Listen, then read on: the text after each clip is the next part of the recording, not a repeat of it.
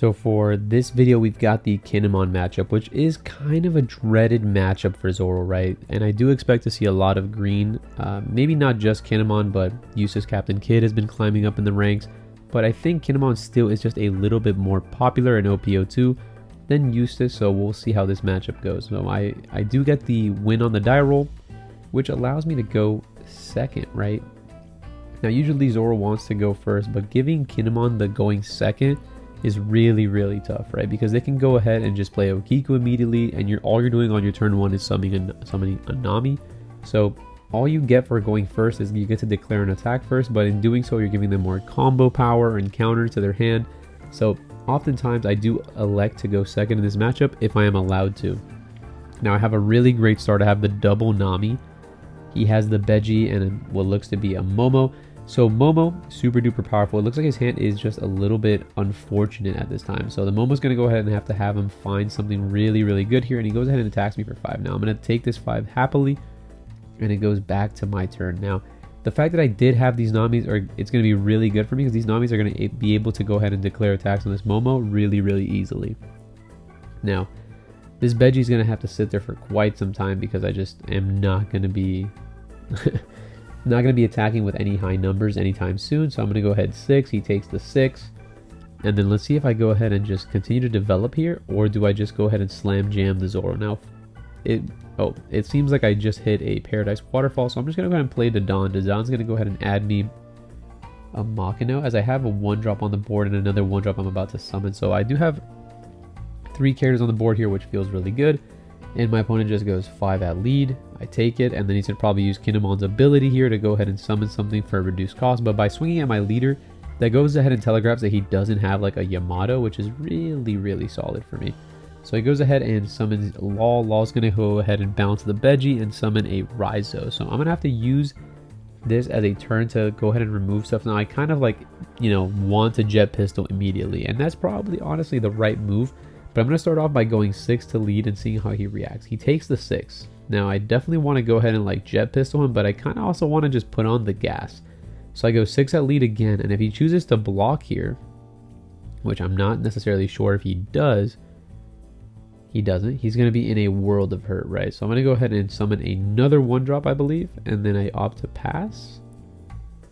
And go, there's no point in me swinging 5 with the Dodon, right? Because if I swing 5 with the Dodon, he just blocks it. And even though I can Gordon afterwards, the Gordon isn't really going to accomplish anything because then I'm only swinging at it with a Nami or a Tony, which is 4 on a 3, which is just a 2k. So he's all the way down to 2 life. He has a ton of cards in hand. He opts to go 7 at my leader here, or 7 at Zoro. I think he does this because it's the cheapest amount of Dawn that he can invest in order to go ahead and declare an attack that's reasonable on the Zoro. Had he done it for the leader, he'd have to pay 1 more Dawn. And he also wants to tap his card so he can use Raizo as its added bonus draw effect, right? So I believe he does play a Dawn on the Raizo because there's no point in just swinging for 4 at this point in time. You might as well just put 1 Dawn. What's the difference between 6 and 5? Not really much. So he goes ahead and swings for 5. I defend the 5. He swings for 5 again, and I think I opt to take this 5. It's another Gordon, so my hand is just Gordon City. And then he's going to go ahead and play an Okiku as well as a Beji. Now on my turn, I'm going to go ahead and try to decimate this board as much as I can. But let's see if we can go ahead and get there. So we'll go ahead and summon Gordon. Gordon's going to go ahead and reduce the power threshold of Law. Then I'm going to swing at Law. No, I opt to swing at the Raizo. So this was kind of a mistake, right? Because had I swung at the Law, then I'm in a better spot. But he has 1 Dawn up. I wasn't expecting him to just Paradise Waterfall. So he's going to have to go do that, pay a card, and then it's going to go ahead and restand the Law here, which, yep, I deserve to get punished sometimes. Very solid play. I'm going to go ahead and swing 4 at the Raizo. See if he wants to give me another card. So he definitely can't block with the Law right now because the Law is just a 3k. So Law and Beji are legitimately the same card. I'm looking at what's in his trash here. I don't notice anything of too much value, so I still have a lot of Dawn to work with, and my hand is stacked. Very heavy hand here of 2k. So I'm going to go 4 at the Raizo again. See if he goes ahead and gives me the Beji. He lets it go through. And then I kind of want to declare attacks on the leader here. kind of try to put him as low as physically possible while also jet pistoling him. So I opt to put one Dawn here, and then that's just enough Dawn left to jet pistol. Now the card that I do want to jet pistol the most, let's see if he goes ahead and blocks or he takes this hit. And when he took that hit, I'm like, maybe he'll take this one as well. No, but that's a little too greedy. So I'm going to go ahead and use the jet pistol. I'm going to go ahead and target the Okiku here, because the Okiku is going to be able to rest my only unrested character. And if she's able to do that and he's able to clear the board, then I don't really have a lot of follow-up for the following turn. I don't want that to happen. But we're entering the end game now. So he goes 5 at my 3. I believe I let that go through. And he has 9 Dawn to work with here. 9 Dawn is usually, you'll drop like an 8 drop of some sort, whether it be Odin or Eustace Captain Kid.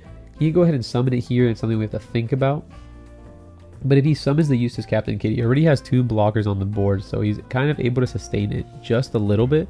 But I do have the Otamas as well as the Gordon in my hand. That's just going to make that physically impossible for him. So he plays another Beji and the Odin. So he, again, 8 drop plus a blocker. So this turn I really have to put on the gas, right? I have to say go down to 0, and I'm able to defend his following turn pretty easily here. So let's see what I do. I go 7 at lead. Because even though he has these blockers, he's going to have to give them to me. But you know what? I start with 5 first. I think he takes the free block here, which is kind of a bait, because now I can use Gordon offensively. So he blocks with one of them, and if he blocks that one, he's going to have to block this one as well. So I'm thinking to myself, well, I can go really offensive here. And I'm like, wait a minute, why don't I just use my Dawn so I can keep cards in hand, so that when he goes ahead and Odins me, I'm able to keep pressure. So I swing 7 at lead. He blocks again. I'm going to go ahead and play Gordon. Gordon's going to use effect to go ahead and remove the Law from the game, because I'm going to go ahead and attach 3 Dawn to the Nami. And by attaching 3 to Nami, that's going to put her at 6k to 3. And if he hasn't been able to combo out of 7, he most certainly can combo out of this. But I need to make sure that this card is out of the game at this point in time. So he was able to counter out of it, which is very unfortunate for me. I'm very, very greedy. Seems like I didn't fully commit to it. I swung for 5 as opposed to 6. So he did just launch everything. So he goes and puts 1 Dawn on the Law. Swings 7 at my leader. Now I do believe I take this 7. And then the rest of my hand is going to have to counter out of him really, really hard. So he swings 7 again. I pitch 2. He goes ahead and swings, I believe it's like 11. 11 or 12.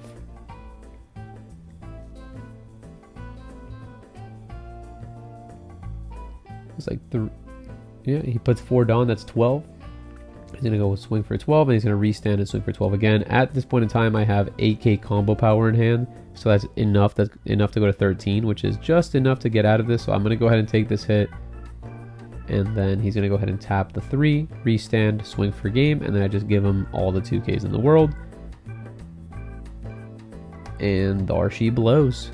With 1 life and 3 cards in hand to my board, he most certainly can combo out of this, and we've certainly finagled a way to get out of this game. I also drew like a Dadan, which is super BM here, but I'm going to go ahead and swing for 5.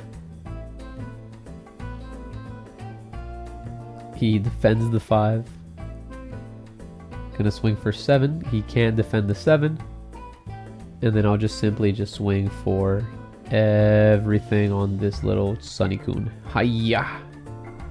And just like that, we've been able to beat Kinemon. And that's kind of what you want to do in this matchup. You want to go ahead and try to keep the board in your favor. Make sure that when they're going into their big Kaiju turn, and when I say Kaiju turn, I mean when they're going from 7 to 8 Dawn. At 8 Dawn, you can't stop them. But if they're going to 7, you can go ahead and make sure that they have 2 characters on the board. Don't go heavily on removing their board when they're at 2 characters, so they can't Odin you on curve. If they miss that curve, that's pretty darn good for us, and we can go ahead and use that to our advantage. We want to go ahead and use very powerful rushers, as well as just trying to contain the board as much as we can. In this game, obviously, my opponent didn't see his Okikus, his Yamatos, or anything of that nature, but we can definitely see what his win conditions were and what our win conditions were. And basically, all we had to do was survive Odin, and all he had to do was make sure that it stuck. Alright guys, so if you liked the video, make sure to hit that like button. As always, if you're enjoying this type of content and want to see more of it, Make sure to hit that subscribe, and if you have anything that you want to go ahead and add to the video in terms of comments or things that you noticed that could have been done better, make sure to leave a comment down below so that we can go ahead and get better together. And as always, guys, I'll see y'all on the next one. Peace.